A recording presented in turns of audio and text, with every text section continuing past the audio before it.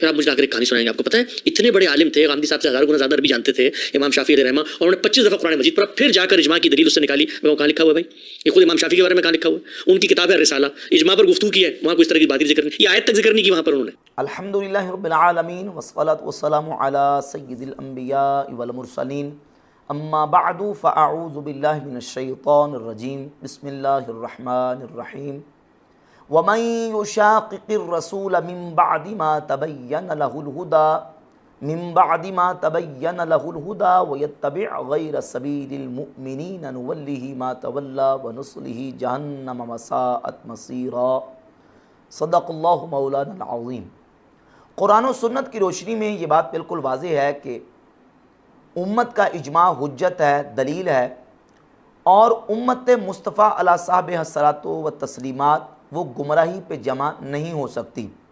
सूरत निसा की आयत नंबर 115 में अल्लाह रब्बुल इज़्ज़त ने इरशाद फरमाया,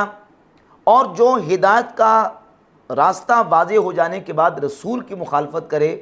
और ईमान वालों के रास्ते के गैर की, यानी ईमान वालों का रास्ता छोड़कर किसी और रास्ते की पैरवी करे, हम उसे उसकी हालत पे छोड़ देंगे और उसे जहन्नम पहुंचाएंगे जो कि पलटने की बुरी जगह है।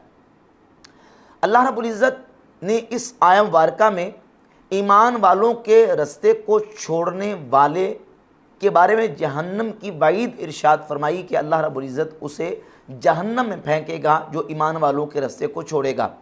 इस आया मुबारका से उम्मत के आइमा ने इस्तदलाल करते हुए इजमा की हुज्जियत और इजमा के दलील होने का सबूत फराहम किया है कि कुरान मजीद की इस आया मुबारका से ये बात बिल्कुल वाज़ेह होती है कि जिस रास्ते पर ईमान वाले कायम हैं, चले आ रहे हैं, वो रास्ता हिदायत का रास्ता है और उसी रास्ते को इख्तियार करना ज़रूरी है, उसको छोड़ना ये गुमराही है, बेदीनी है। कुरान मजीद की इस आया से उलमाए उम्मत ने, आइमा दीन ने इस्तेदलाल किया, बिलखुसूस इमाम मोहम्मद इब्न इदरीस शाफ़ई रहमतुल्लाहि ताला अलैह, इमाम मुज्तहिद, इमाम मुतलक, उन्होंने भी इस आया मुबारका से इस्तेदलाल करते हुए इजमा की हुज्जियत और इजमा को दलील साबित किया है। इस आयत से इस्तेदलाल करते हुए कुरान मजीद भी हुज्जत है, सुन्नत भी हुज्जत है और उम्मत का इजमा भी हुज्जत है, जिस मसला पर उम्मत का इत्तिफाक और इजमा हो जाए। लेकिन गामदी साहब के नज़रियात और गामदी साहब के फॉलोअर्स, उनके स्टूडेंट्स के नज़रियात बाकी मुसलमानों से चूँकि इजमा के मसला में हट कर हैं, मुनफरिद हैं, तो वो इजमा की हुज्जियत के कायल नहीं, इजमा को दलील और हुज्जत नहीं मानते। यहाँ तक कि ये जो मैंने आपके सामने इमाम मोहम्मद इब्न इदरीस शाफ़ई रहमतुल्लाह के हवाले से अर्ज़ किया कि वो इस आयत मुबारका से इस्तेदलाल करते हुए इजमा की हुज्जियत का बयान करते थे, इसके भी मुनकिर अभी जवेद अहमद गांधी साहब के एक चहेते शागिर्द हसन इलियास साहब ने एक पॉडकास्ट के दौरान यहाँ तक दावा कर दिया कि ये जो इमाम शाफ़ी के बारे में कहा जाता है कि इमाम शाफ़ी रहमतुल्लाह इस आयत से इजमा की हुज्जियत का बयान करते थे, ये इमाम शाफ़ी से साबित नहीं है। अपनी मुताला की कमी की वजह से और अपनी मालूमात के महदूद होने की वजह से यकसर इनकार कर दिया कि इमाम शाफ़ी रहमतुल्लाह ताला अलैह ने तो सूरत निसा की आयत नंबर 115 से इस्तेदलाल करके इजमा की हुज्जियत का बयान किया ही नहीं है। जबकि हकीकत यह है कि इमाम शाफ़ी रहमतुल्लाह के हवाले से इस बात को बहुत सारे उलमा ने अपनी किताबों के अंदर जिक्र किया और इमाम शाफ़ी रहमतुल्लाह के मज़हब के बहुत बड़े मुहद्दिस इमाम अबू बकर अहमद इब्नुल हुसैन बैहक़ी अपनी किताब अल मदखल इला इल्म सुनन की जिल्द नंबर 1 के अंदर इमाम शाफ़ई रहमतुल्लाह ताला अलैह के हवाले से बाकायदा अपनी सनद के साथ सफ़ा नंबर 408 और सफ़ा नंबर 409 पे इसी इस्तेदलाल और इसी बात को बयान करते हैं अपनी सनद के साथ इमाम शाफ़ई रहमतुल्लाह ताला अलैह के शागिर्द इमाम मुज़नी, उनसे कि इमाम मुज़नी ने एक लंबा वाक़या बयान किया कि एक शख्स इमाम शाफ़ई रहमतुल्लाह ताला अलैह के पास आया तो आके पूछा कि आप किस चीज़ को दलील करा देते हैं, तो आपने फरमाया कि किताबुल्लाह है, उसके बाद सुन्नत है और उसके बाद उम्मत का इत्तिफाक है। तो उस शख्स ने कहा कि उम्मत के इत्तिफाक के हवाले से कुरान से कोई सबूत और दलील बयान करें। तो इमाम शाफ़ई रहमतुल्लाह ताला अलैह ने उसने इमाम शाफ़ी रहमतुल्लाह को वक्त दिया कि 3 दिन और 3 रातें आपके पास हैं, आप मुझे दलील आपने देनी है। जब वो शख्स दोबारा इमाम शाफ़ई रहमतुल्लाह ताला अलैह के पास आया तो सफ़ा नंबर 409 पे मौजूद है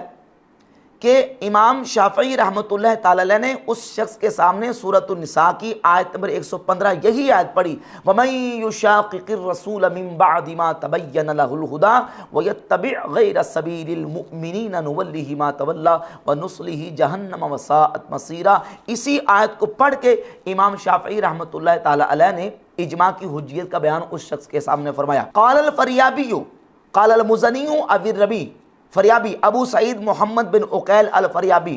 वो रावी बयान करते हैं कि इमाम मुज़नी जो कि इमाम शाफ़ई रहमतुल्लाह ताला अलैह के शागिर्द हैं, वो कहते हैं कि जब इमाम शाफ़ई रहमतुल्लाह अलैह ने उस शख्स के सामने कुरान की सूरतुन निसा की आयत नंबर 115 इजमा की हुज्जियत और दलील पर बयान की, वो शख्स बाद में चला गया। फ़लम्मा ज़हब अर्रजुलु, जब वो शख्स चला गया तो इमाम शाफ़ई रहमतुल्लाह ताला अलैह ने फरमाया, क़रअतुल कुरान फ़ी कुल्लि यौमिन व लैलतिन सलास मर्रात। फरमाते हैं कि मैंने, इमाम शाफ़ी फरमाते हैं कि मैंने दिन और रात में 3 मरतबा, हर दिन और रात में सलास मर्रात 3 मरतबा कुरान मजीद की तिलावत की। हत्ता वक़फ़्तु अलैहि, हत्ता कि मैं इसी आयत पर आके ठहरा, सूरतुन निसा की आयत नंबर 115 पर, और इसी आयत पर मैं आके ठहरा कि यही आयत दलील है इस बात की कि उम्मत का इजमा हुज्जत है, उम्मत का इजमा दलील है। ये नहीं कि 3 मरतबा पढ़ा तो मुझे 2 मरतबा पता नहीं चला और तीसरी मरतबा मुझे पता चला। और ये हसन नियाज़ साहब कह रहे थे कि इमाम शाफ़ई रहमतुल्लाह के बारे में कि उन्होंने इतनी मरतबा 25 मरतबा उन्होंने कुरान मजीद पढ़ा, तो उन्हें 25 मरतबा जो है वो कुरान मजीद में से इजमा की हुज्जियत की दलील मिल सकी, तो 25वीं मरतबा आपको मिली। हालांकि इसमें यह है कि इमाम शाफ़ी रहमतुल्लाह फरमाते हैं मैंने 3 दफ़ा कुरान मजीद को पढ़ा दिन और रात में, हर मरतबा, तो हर मरतबा वक़फ़्तु अलैहि, मैं इसी आयत पर आके ठहरा कि जिससे साबित होता है कि उम्मत का इजमा हुज्जत है, दलील है। तो इमाम शाफ़ई रहमतुल्लाह ताला अलैह का सूरतुन निसा की आयत नंबर 115 से इस्तदलाल करना भी अल्हम्दुलिल्लाह ताला, उसका सबूत इमाम बैक़ी ने अपनी किताब अल मदखल इला इल्म सुनन के अंदर बयान किया। और इजमा की हुज्जियत पर अहादीस मुबारक भी मौजूद है रसूलुल्लाह सल्लल्लाहु अलैहि व आलिहि वसल्लम की, वो कसीर अहादीस जिसमें नबी पाक अलैहिस्सलातु वस्सलाम ने उम्मत की जमात के साथ रहने का हुक्म दिया और जमात का दामन थामने का हुक्म दिया। वो भी इस बात की दलील है कि जहाँ इजमा होगा, जहाँ इत्तिफाक होगा, उसी पर रहना है, उससे कट कर जो नए नए फ़िरके बनते हैं उन फ़िरकों के अंदर शामिल नहीं होना। जामे तिरमिज़ी के अंदर 2165 नंबर हदीस है, किताबुल फितन के अंदर हज़रत उमर इब्न ख़त्ताब फ़ारूक़ आज़म रज़ियल्लाहु ताला अन्हु रावी हैं कि रसूलुल्लाह सल्लल्लाहु अलैहि व आलिहि वसल्लम ने खुतबा दिया और फरमाया, ऊसीकुम बि अस्हाबी, मैं तुम्हें अपने सहाबा की वसीयत करता हूँ, इन्हें सहाबा के साथ जुड़ के रहना। सुम्मल्लज़ीना यलूनहुम, फिर सहाबा के बाद ताबईन की, सुम्मल्लज़ीना यलूनहुम, फिर ताबईन के बाद तबा ताबईन की। और इसी हदीस में है कि अलैकुम बिल जमाअती व इय्याकुम वल फुरक़ा, हमेशा मुसलमानों की जमात को लाजिम पकड़ना, जमात के साथ रहना और जमात से कट कर बनने वाले फ़िरक़ों से बच जाना। ये भी इजमा की हुज्जत और इजमा के दलील होने की बाकायदा अल्लाह के फजल करम से यह हदीस उसका सबूत है। और इसके अलावा इमाम हाकिम अपनी किताब अल मुस्तदरक अला सहीहैन में 390 नंबर हदीस से लेकर 407-8 नंबर रिवायत तक, ये रिवायात मुताअद्दिद तुरुक के साथ लेके आए कि रसूलुल्लाह सल्लल्लाहु अलैहि व आलिहि वसल्लम ने फरमाया कि अल्लाह रब्बुल इज़्ज़त मेरी उम्मत को गुमराही पे जमा नहीं फरमाएगा, मेरी उम्मत हरगिज़ गुमराही पे जमा नहीं होगी। यानी उम्मत जिस मसला पर जमा हो जाए वो मसला गुमराही वाला मसला नहीं हो सकता, क्योंकि उम्मत का किसी मसला पर इत्तिफाक कर लेना ये दलील शरई है, ये हुज्जत है और इस हदीस पाक से उसका सबूत मिलता है। इन अहादीस को बयान करने के बाद इमाम हाकिम ने 408 नंबर जहाँ रिवायत जिक्र की तो लिखते अल हदीसुर राबिउ फ़ीमा यदुल्लु अला अन्ना इजमा अल उलमा हुज्जतुन।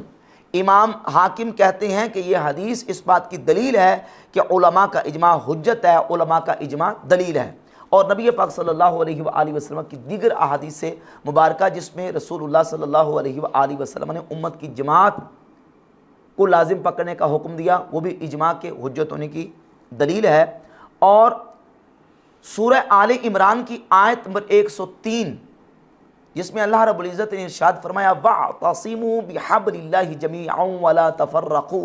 अल्लाह की रस्सी को मजबूती से थाम लो और फ़िरक़ों में मत बट जाओ। ये अल्लाह की रस्सी क्या है, इसकी एक तफसीर